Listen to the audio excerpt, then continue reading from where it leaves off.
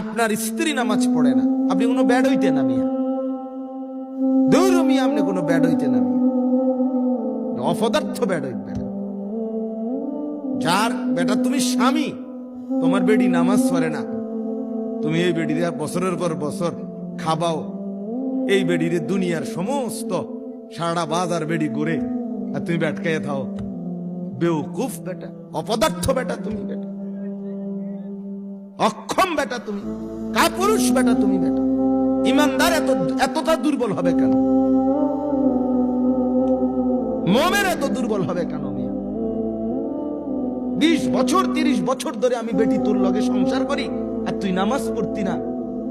তোর মতো অপদার্থ দিয়ে আমার জিন্দিগি কি তাইলে? বলেন না, আমার 40 বছরের উপার্জন সব তোমার, তুমি সেজদা দিবা না আল্লাহকে? হ্যাঁ, আমি 16 বছর বিদেশ করবো, মাথার ঘাম পায়ে পড়বে, আর এই কষ্টের বুকটা মাটিতে লাগিয়া যায়।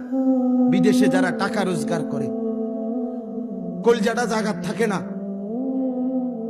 আমি তো যে কয়বার দেখছি সৌদি আরবে হজ উমরার সফরে, কি পরিমাণ প্রখর রোদ, এতটা কষ্ট করে যে মানুষটা 16 বছর 12 বছর 8 বছর ধরে এই বউ বাচ্চার জন্য টাকা কামাই করছে, আর তুমি বেডি এই কষ্টের রক্ত পানি করা টাকা বেচারা পাঠায়, আর তুমি ওইটা বেরিটি ব্যাগে ভইরা বাজারে বাজারে মার্কেটে মার্কেটে শুধু ঘুরো। হ্যাঁ,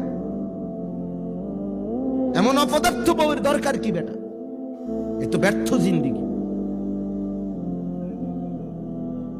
এই জন্য এটা কাপুরুষতা, এটা দুর্বলতা, এটা অক্ষমতা।